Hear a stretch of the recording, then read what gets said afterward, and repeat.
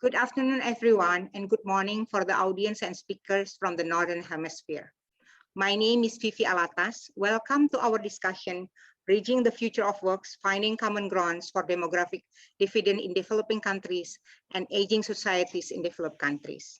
This is a working session of Task Force 5 of T20, focusing on inequality, human capital, and well-being in Global Solution Summit GSS 2022. This is co-organized together by SMERU Research Institute and Global Solution Initiative. Why is this discussion important? AI technologies have made and will make huge advances in the next 2 decades, revolutionizing medicine, entertainment, transforming jobs and markets, enabling many new products and tools, and vastly increasing the amount of information that governments and companies have about individuals. Should we cherish and look forward to this development or fear them? AI can be used to increase human productivity, create jobs, and share prosperity, but only if we modify our approach. Darren Acemoglu in his article shared his worry that current trajectory will automate work to an excessive degree while refusing to invest in human productivity, and that's already somewhat happening now.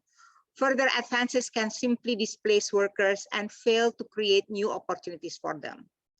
These dangers have multiplied during the COVID-19 crisis. Lockdown, social distancing, and workers' vulnerability to the virus have given an additional boost to the drive for automation, with the majority of US business reporting plans for more automation. But this dilemma is not a new thing. Socrates, thousands of years ago, argued that the invention of writing will ruin our memories. Queen Elizabeth I believed the knitting machine will turn workers into beggars. John Keynes predicted a 15-hour working week. All their worries and utopia did not happen. But these times, will it be different? Will the worry become real? Should we be optimistic or pessimistic? Or in between? So, built on the most current discussion on the future of works, this working session of T20 Task Force 5 on inequality, human development, and well-being aims to bridge the divide between developing countries and developed countries in the conversation on the future of works. We will start this discussion by listening to keynote speech from Minister Nadiem Makarim, Indonesia Minister of Education, Culture, Research, and Technology. Minister Nadiem cannot join us today, but he kindly sent video of his keynote opening. Remy, please share the video.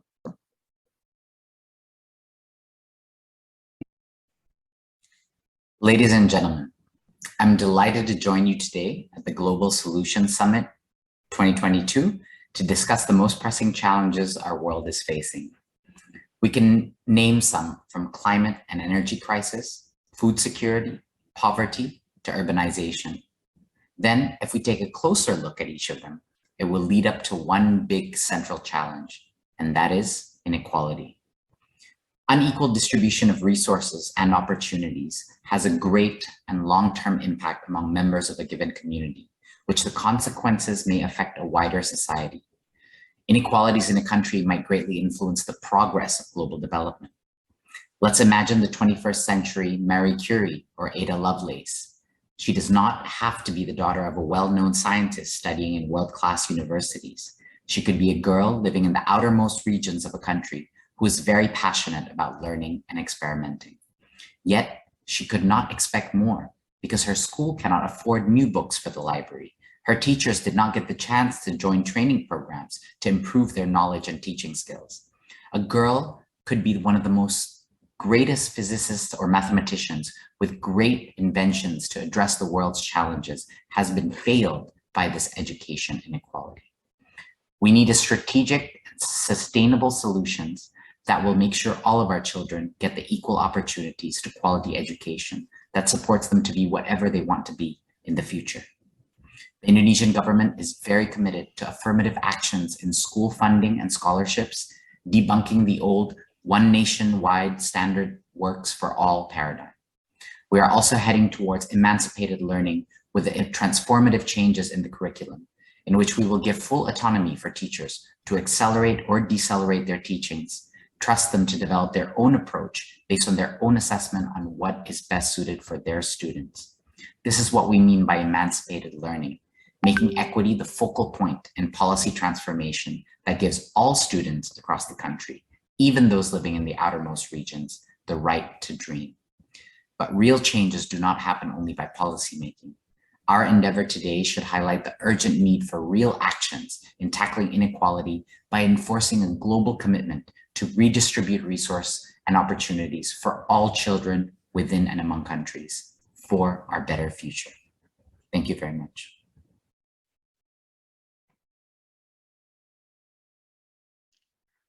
Minister Nadiem clearly nailed the right main message, that the big central challenge that we face is inequality created from unequal distribution of resources and unequal opportunity. We need a strategic and sustainable solution to ensure every children, wherever they are, whoever their parents, have equal opportunity for quality education that can support them to be whatever they want to be. We have 5 distinguished speakers that do not need further elaborate introduction. Dr. Iwan Shahril, Chair of the Education Working Group G20 and Director General of Teachers and Education Personnel, Ministry of Education. As a policymaker, he has been engaged in creating and implementing transformative policies for more than 3 million public and private school teachers and school leaders. Good afternoon, Pa. We are delighted that you can join us. Professor Dr. Annabel Turns. She is the Managing Director of the Berlin SRH Institute for Sustainable Management. She's one of the leading minds for the digital future and has written 50 books on future topics of HR management, leadership, and related issues. Good morning, Professor Annabel. Ramiro Albriu, he is the lead coordinator of the Future of Works in the Global South Initiative and a member of the T20 Technological Change and the Future of Work Task Force.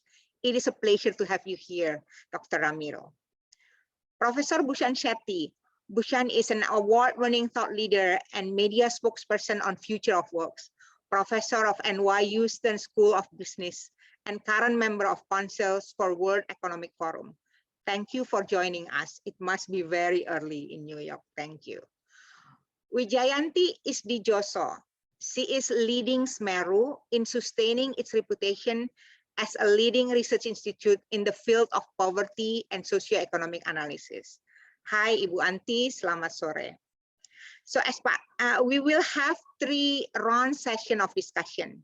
Because of the time constraint, we will need to ask each panelist to limit the response to 3 minutes in the first session, 2 minutes in the second session, and 2 minutes in the third session. The first round, we will discuss further the biggest central challenge that Minister Nadiem has emphasized, inequality impact. The main worry is whether digital transformation will create a winner-takes-all phenomena. And there are some valid concerns on this. Will it increase inequality within and among countries? Pak Iwan, within G20, we have a combination of countries with a high proportion of youth and others that are already starting or have been experiencing the process of having an aging population for quite some time. Youth idleness in some countries is quite high, for example, 22% for Indonesia. Will the future of works have a negative or positive effect on this indicator? What are the key challenges and what can be done to ensure that the digital dividend benefits both the youth and the aging population? Thank you, and thank you for inviting me in this wonderful forum for the T20 Task Force for the Future of Work. In regards to the question, I think whether it has negative or positive impact, I think it depends on our actions. It's our actions that will decide the future of work, whether it will have like a negative or positive impact. We are all aware that the COVID-19 pandemic has accelerated the incorporation of digital technologies in the workplace. And companies and industries have understood the needs for our youth to master certain skills for online collaboration in the platforms and the ability to work independently without supervision. The shift in the nature of work, of course, poses many challenges to education, especially vocational and higher education, including to make prediction about the skills required by future jobs. I think in like the famous statement, I think in 2020 that is predicted by 2030, 85% of the jobs have not existed yet. So it's like for education, like it's quite challenging. In the context of Indonesia, we are now promoting partnerships between universities and also industries, making factories campuses, offices classes for students to learn not only practical skills related to their specific field, but also the soft skills like the communication, problem solving, and teamwork. This will help accelerate their careers that we hope for them in the future. For the vocational schools, the government of Indonesia encourages link and match scheme to ensure the synergy between the industries and schools in developing relevant curriculum, enhancing the student skills, and improving the school's infrastructure. We definitely also need to strengthen the teachers by providing multiple opportunities for them to continuously learn and share. It's not just learn for themselves, but also the movement to share with each other, which is actually key for countries like Indonesia. As the Director General of Teachers and Education Personnel, I supervise the development of the platform that is specifically designed for teachers to learn and share and have like online community for learning. This platform, we hope that can accelerate the skill improvement and competency for our teachers to be creative and have innovative ideas to answer the current and future challenges. Thank you. Thank you, Pak Iwan. I really like that you emphasize the importance of soft skill and also the importance of sharing and continuous learning. Let me now turn to Professor Annabelle. What are the key issues and priorities of developed countries? We've already learned from Pak Iwan some of like the priorities issues in Indonesia. What about the developed countries, particularly in relations to aging societies for inclusive future of works?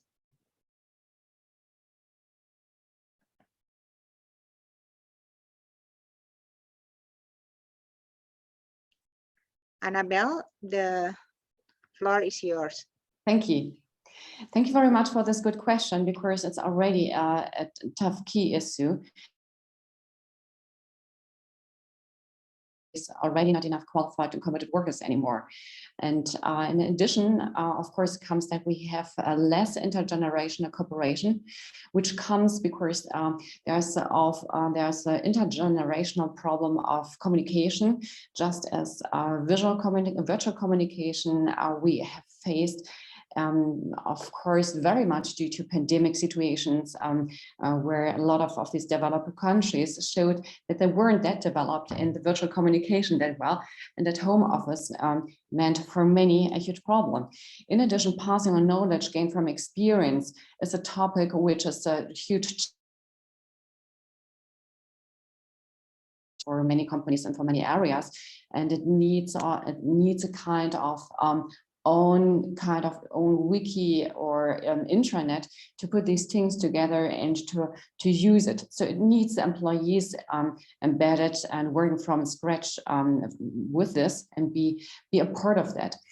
In addition, of course, living diversity and agility is a huge problem because we are facing a lot of companies with strong hierarchies and a less metrics organization or agile organization. Agility means for some of the old leaders more something they are frightened about than to face it as a kind of chance for the future. And in addition, there comes that the implementation of sustainable development and corporate health management is a huge issue for some countries, which is taking a lot of money, energy, and is less seen as a chance to build a company for the further, build on for the future. So in addition, people and values in the first place, not machines, must be a key issue for the companies.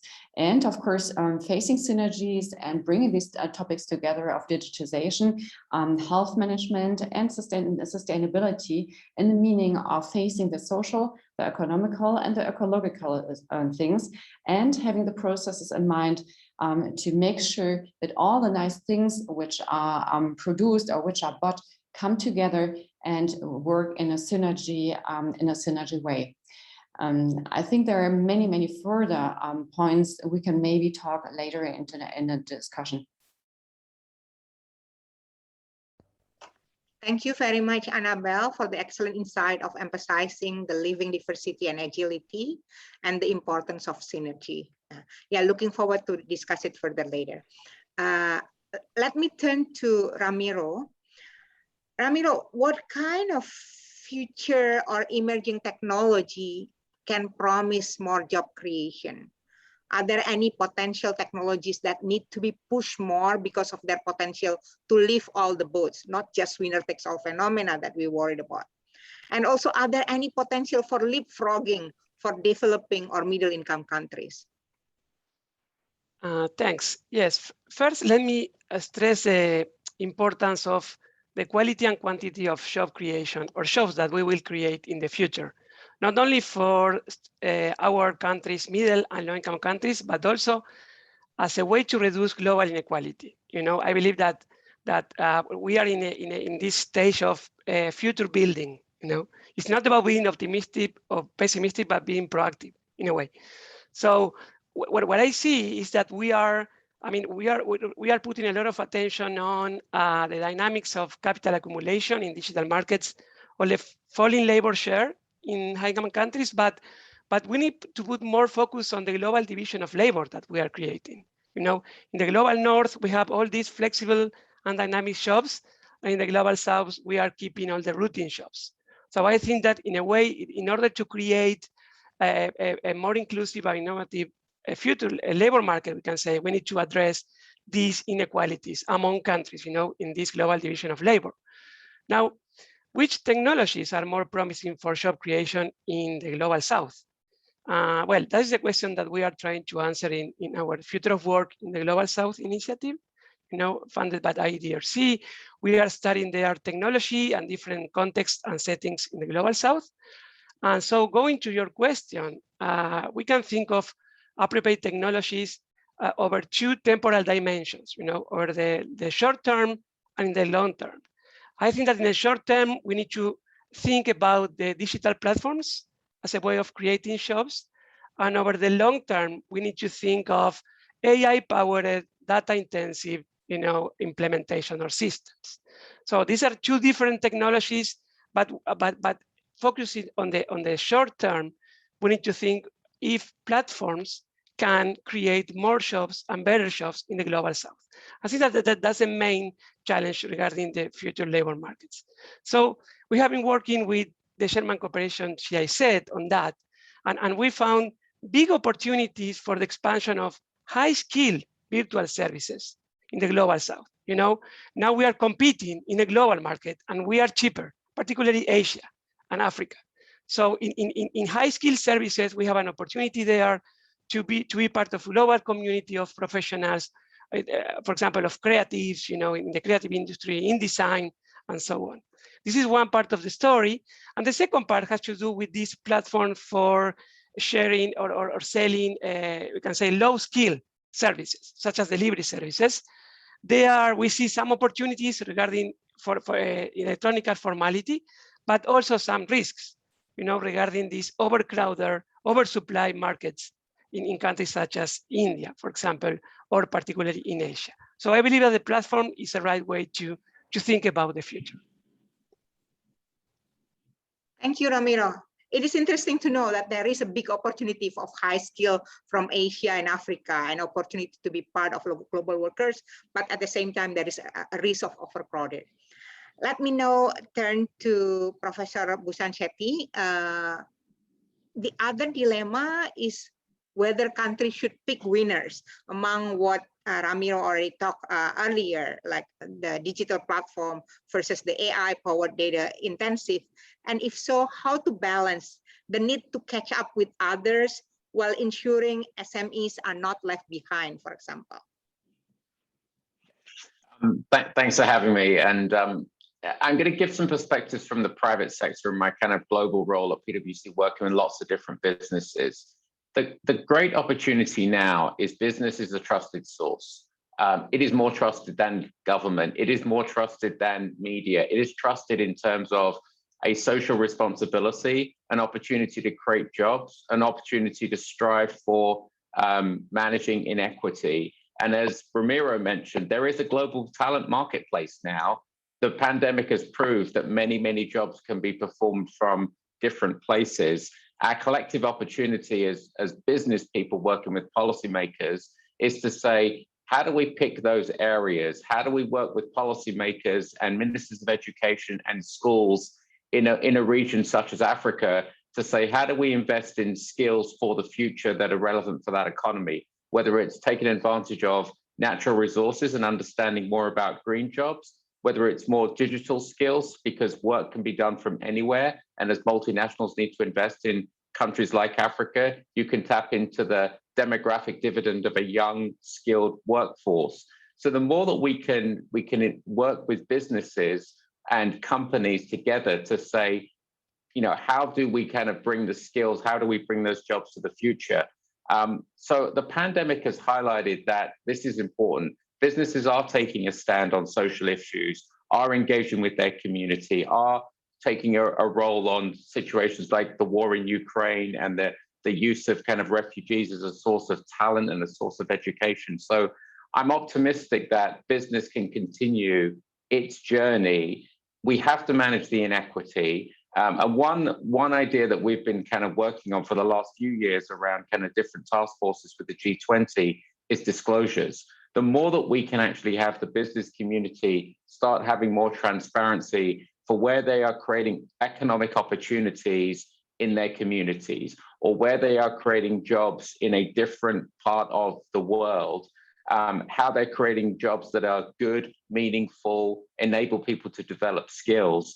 And it is going to be a different industry story in different markets. For some economies, it's going to mean we need to learn much more human skills as we evolve from manufacturing to service economies. For some, it's going to be learning more digital skills or more knowledge around climate and environment as we pivot from fossil fuel-based industries to less carbon-intensive industries. So industry matters in terms of the skills that need to be built so you can actually drive economic development. But there's a big opportunity for business and policymakers and workers to really work together. But there needs to be equity and there needs to be some degree of transparency on reporting progress.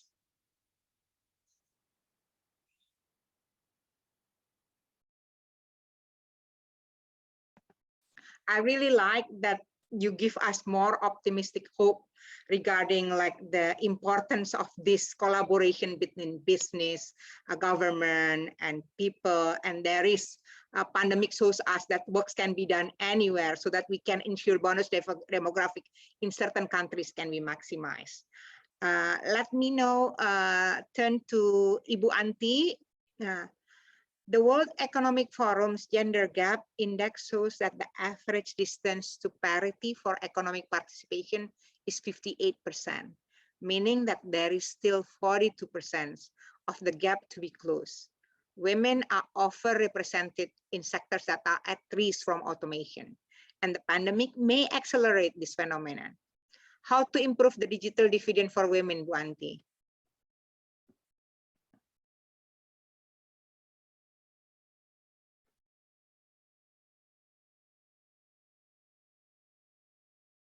Bu Anti, the floor is yours. Yeah. Thank you, Bu Fifi. So I think I need to at least mention 4 points that needs to be addressed to improve the share of digital dividend for women. First is that many studies shows that throughout the world, women continue to suffer from unaffordability, lack of connectivity, and also lack of access to a device. If not properly addressed, these existing gender gaps will lead to gender inequalities in labor markets as well as in financial inclusion. So it is important that the ICT should reach the most disadvantaged and marginalized group of societies, including women. Thus, there should be a policy aimed at reducing gender gaps in access to internet and devices, which will empower women by preventing and reducing gender inequalities in many aspects of life. Secondly, it is also important to improve women's digital skill or readiness to use technology.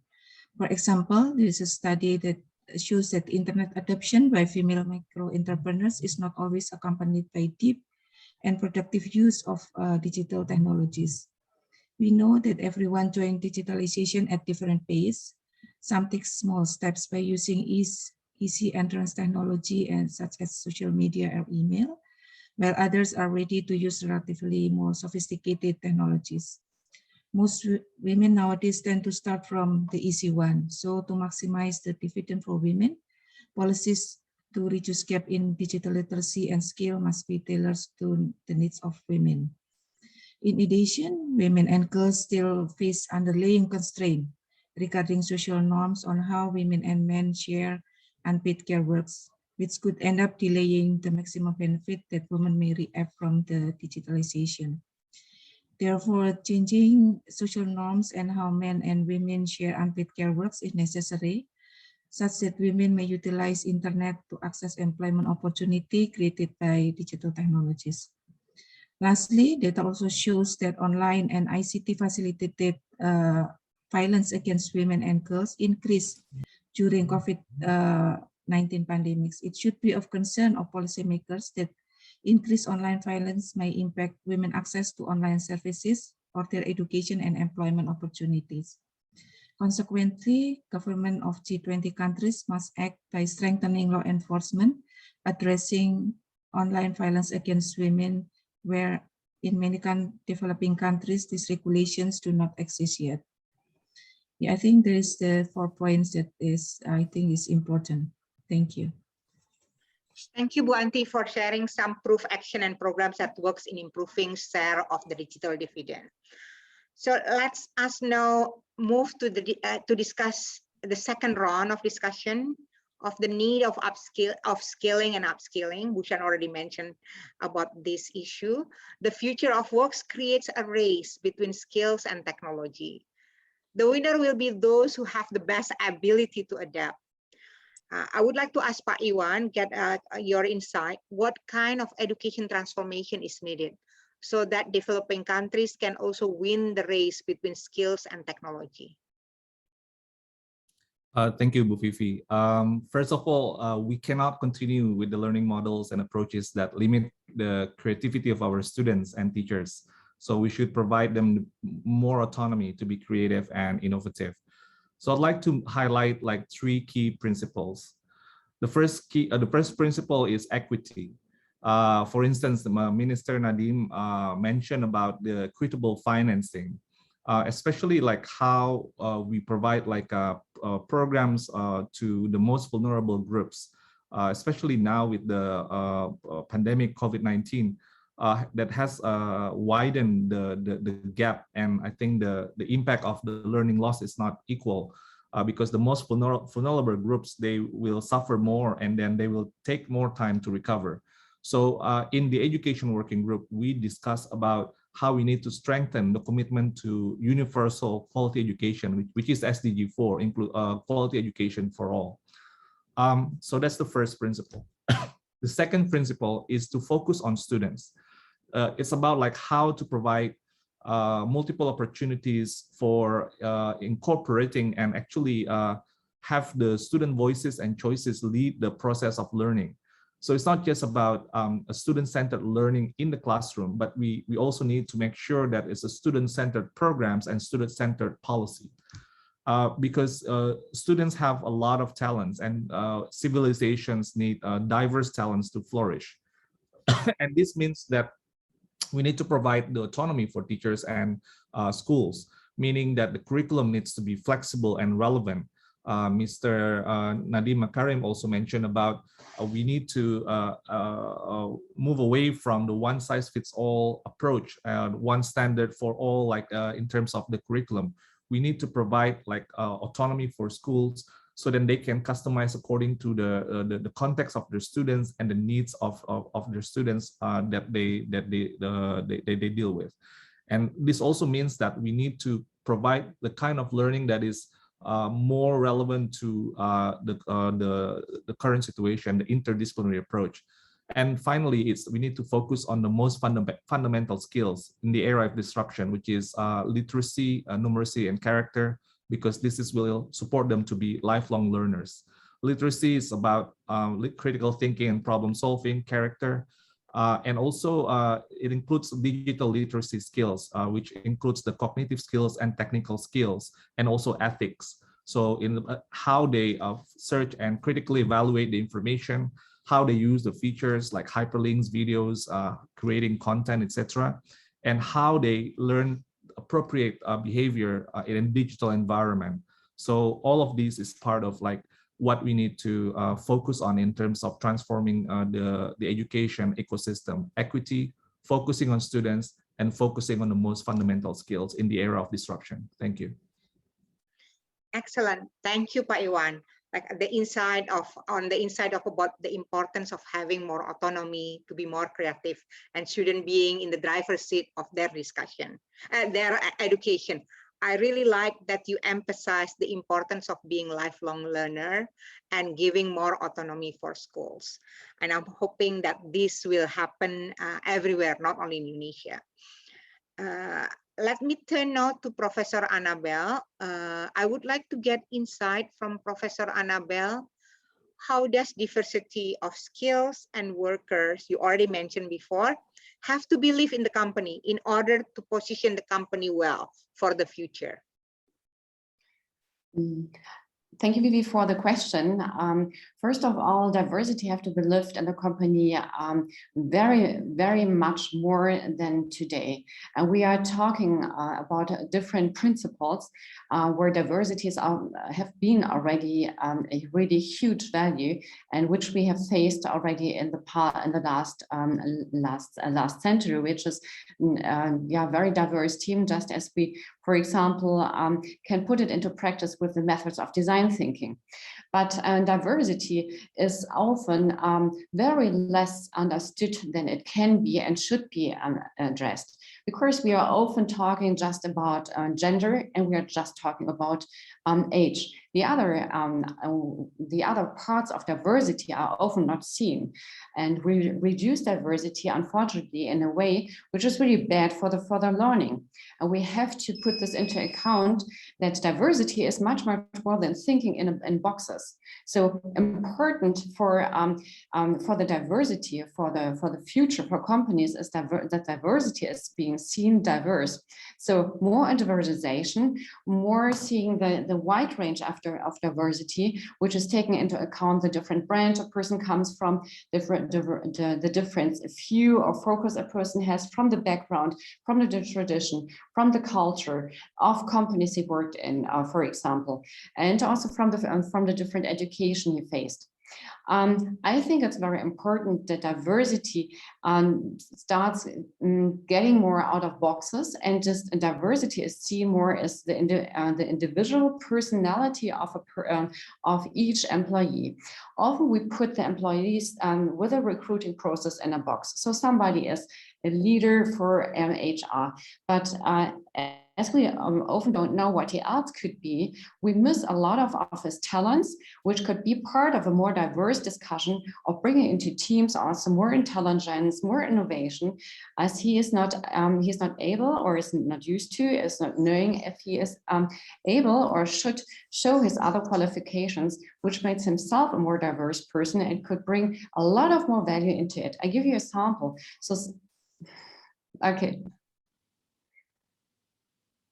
Yes, Annabelle? Sorry, it was interrupted by the connectivity. I give you an example. So, for example, somebody at our company who worked there as an analyst, we figured out that he's very, very good at putting presentation together, has a very good feeling for layouts and so on, and being very good in presentations. So we put him also on the podium, let him talking, and he was great as a kind of ambassador from some new topics and could speak very well to the other people and reach them much better than our people from business development or from sales. So it's important also to give people more chances than they have in their job description. And this should be also part of diversity lived in companies. Thank you, Annabelle. This is very interesting. So diversity is not just what we usually interpret, but more about developing own potential. Everyone can be the best version of themselves. Let me now turn to Dr. Ramiro, talking about the importance of collaboration. How can we induce more knowledge transfer, collaboration, and cooperation among countries or even among universities? Well, I think that you know, we have been talking about human adaptability, and in a way this has to do with institutions, right? So Douglas North once said that societies that get stuck, like embody belief systems and institutions that fail to confront emerging opportunities. And I think that that's the case in the majority of middle income and low income countries, where the main risk, I think, is not an accelerated pace of change, but an economy without structural transformation. So we don't need to fear, we need to embrace change, but we need to choose the technologies that we need. So I think that in that sense, the international community has a key role to play in helping these countries with problems of institutional weakness, you know, for trying to take advantage of this opportunity.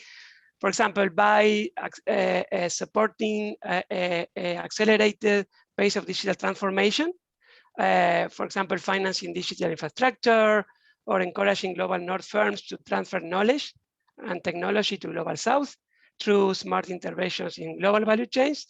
But I think that the main issue has to do with reskilling, right, or upskilling.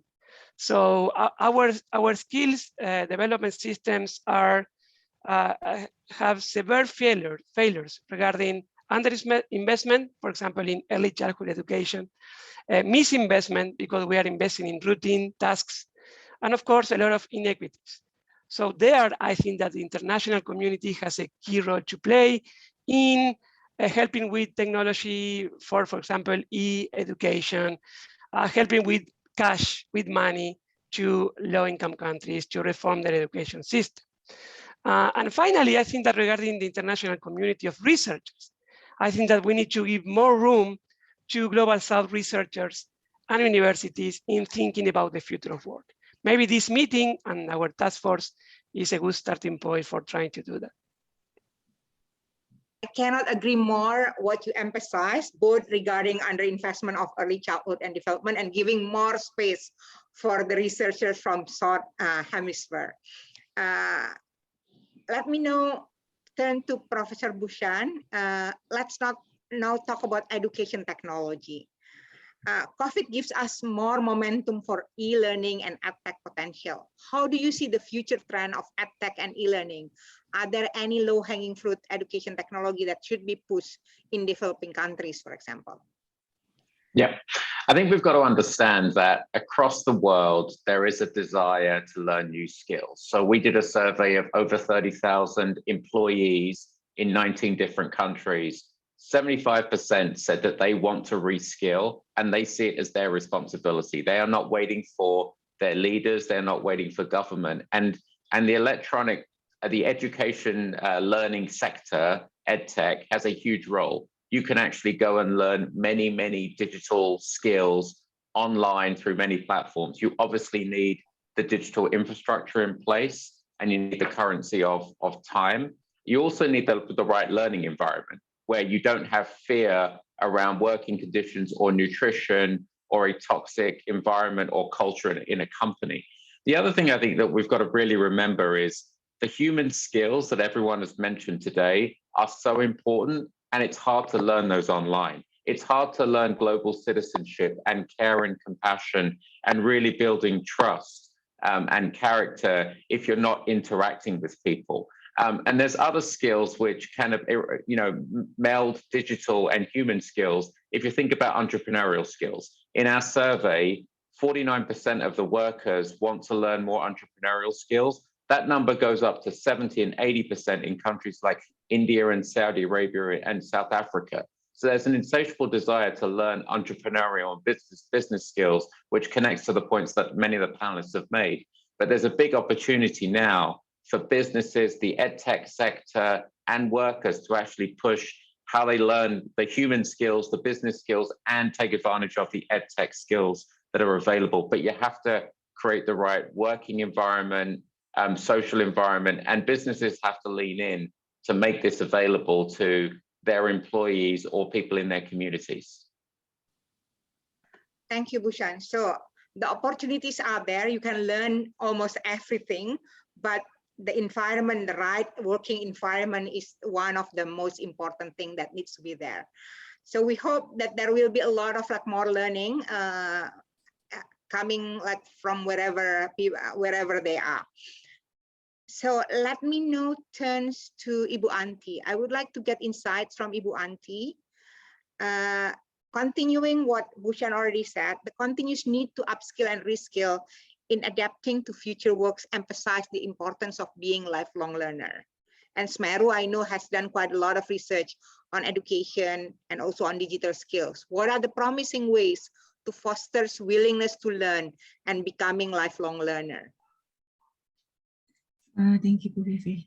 I think the first is the most important point is that to foster willingness to learn in the digital world, the education system needs to be upgraded so that students can learn at applying level, have growth mindset that encourages them to develop innovation. So the system should be able to create lifelong learners which are open to new discoveries and experience. They are the citizens or workers that view the world as a space for learning and practice deep critical thinking to search for knowledge that matters. And I think Pak Iwan already mentioned about the schooling system that needs to be, will be upgraded. But this policy initiative that enabling this education system to work will also include not only the schooling, but also incentivizing business and industries to participate in the digital technologies and provided digital trainings, assistance for those coming from low socioeconomic background and those working in micro, small, and medium enterprises.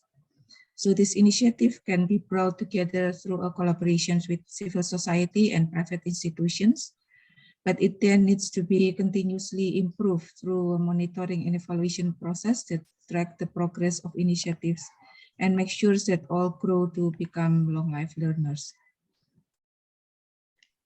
Thank you, Bu Anti. We still have around 7 minutes and we have another round of discussions, but I'm afraid that I will need to ask the panelists to be very brief in their answers. So Pak Iwan, what kind of government regulations or programs becoming more important in creating more winners and ensuring the loser have coping mechanism?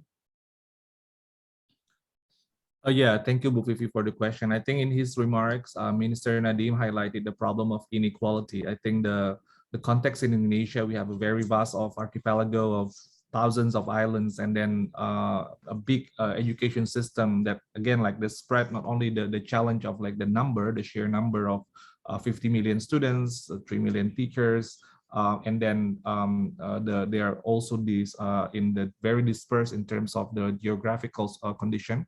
But we also face the condition at the moment, which is the pandemic that has exacerbated this challenge, especially the widening the gap. So we need to definitely highlight the problem of inequality and address this heads-on, especially to protect the most vulnerable groups from facing the bigger risks for losing their education, which also means for our nation losing the nation. And as the minister mentioned, the government of Indonesia is addressing this challenge by enacting social justice-based policies that include, among others, distributive progressive school operational funds and providing affirmative scholarships from students from outermost regions. So that's what I want to highlight. And also the other one is the spirit of solidarity and partnership, or in Indonesia we call this gotong royong. So supporting and helping each other. I think in education, there is a saying that it takes a village to educate a child. I think it's even like more true in this context, that the solidarity and partnership from all stakeholders, that we are they have a stake in this in terms of developing the future generation, our human resources for a better future. And this is also what was highlighted in the education working group in Yogyakarta last week. And the Gotong Royong spirit also inspired the participants, and for us to also collaborate with each other in G20. Thank you. Thank you, Pak Iwan. Annabelle, what are the potential benefits for developed countries from inclusive future of work that also address the interests of developing countries? Thank you very much for the question, Vivi, and I'm happy to talk a little bit about that. I mean, first of all, the COVID-19 pandemic has dramatically changed, of course, working life, and teleworking has become an everyday occurrence for so many. So technological and digital development is advancing at a furious pace. Artificial intelligence, virtual reality, but also new ways of performing tasks and using technologies such as exoskeletons, for example, increase important elements of working life.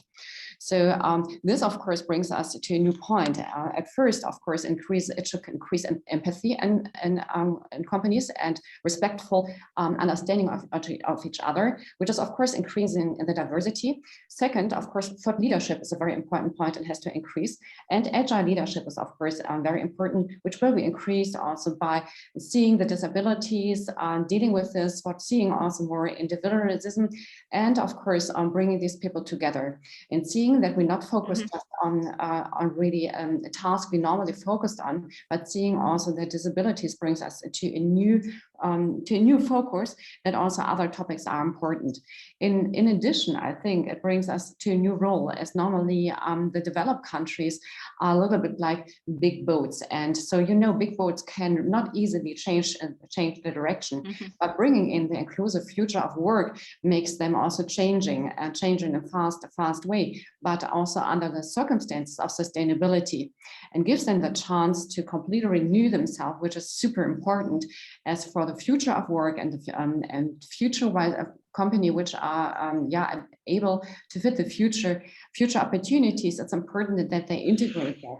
And of course, seeing the huge generation gap, it's of course also a chance to integrate these people much more and help also other peoples which have not own disabilities, but which have people at home with disabilities, have kids, and so on, integrate them much better. Yeah, thank you. Let me turn to Ramiro. In compensating and helping the vulnerable workers, how can it be made fiscally sustainable? Are there any lessons learned? Well, first, I think that we need to acknowledge that the status quo is not an option for our countries. We need to change. We need to do things differently. So I think that, again, we need to embrace structural transformation. Now, of course, maybe we will have some frictions and tensions, among the road. So I think that the key issue here is productivity. If we succeed in increasing productivity, in accumulating more human and physical and digital capital, I think that we will have enough fiscal space, to fund the transition. Without productivity increases, I think that it's going to be hard to think about covering the losers or the more vulnerable in our countries. So again, I think that we need to focus on increasing productivity. The problem is that all innovations are happening outside our big education factory. So in a way, we need to connect all the innovation that Bhushan was saying. We need to make it be part of our big education factory. And I think that there lies the big challenge. Yep. Thank you, Ramiro. Professor Bhushan, do we need a new type of social protection, taking into account the high level of informality within some countries and the growing share of new types of worker arrangements, such as freelancers and remote workers? Yeah, businesses definitely need to think about worker protection.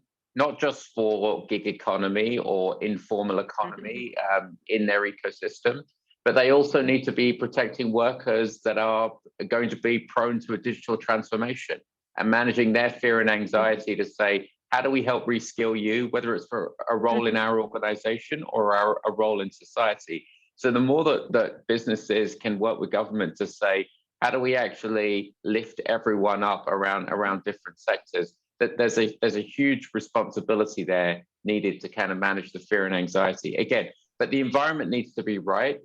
In our survey, 50% of the workers we surveyed last year, of the 30,000, have experienced some kind of prejudice in the workplace. And as Annabelle said, it's not just about gender, it's not just about race, it could be about ability, it could be about class, it could be about education. So the more that we can kind of think about inclusive leadership and inclusive businesses as we work with many different types of workers across different segments, I think that's the opportunity again for policymakers and business to come together. Thank you, Bushan. Bu Anti, last question. Based on existing research, what are the most effective policies for promoting an inclusive future of work? Thank you, Bu Fifi. So I think I need to mention at least 3 main policies here that needed to promote inclusive future of works. Yeah. First is internet should be made available and accessible by all. So it is high time that the discourse of internet as a civil right or basic right for all children be brought out. Internet can only be accessible if the data plan is reasonably priced. So policy should facilitate cooperation between internet providers and to reduce operational costs and makes price more affordable. Government can also design affordable schemes of smartphone ownership to optimize the available internet infrastructures. Second, digital literacy must specifically target the marginal groups, women, the poor, people with disabilities, and the elderly. So those affirmative policy to tackle digital device and enhance digital literacy would be effective to promote inclusive future of works. Third, as skill acquisitions become extremely important for future of works, it is important to design policies that support lifelong learners. Yeah, I think this has been highlighted by all the speakers here. So government can work together with the tech startup in providing accessible online materials for the workforce to reskill and upskill themselves independently. So although technology does destroy some jobs, it's also create new ones. So supporting learning new skills in later life will overcome inequality and improve well-being. Thank you. Thank you, Bu Anti. Our session comes to an end. What an interesting discussion. The most important takeaway that I get is about the need for collaborative efforts, partnership, sharing, learning from each other about what works and what doesn't, so that we can recover together and recover stronger. On behalf of SMERU Research Institute, Task Force 5 of Think20 and Global Solution Initiative, I would like to convey our appreciation, and we hope that we will see you again in the next event of Think20 and Global Solution Initiative events. Thank you. Thank you. Thank you. Thank you. Bye. Appreciate it. Thank you.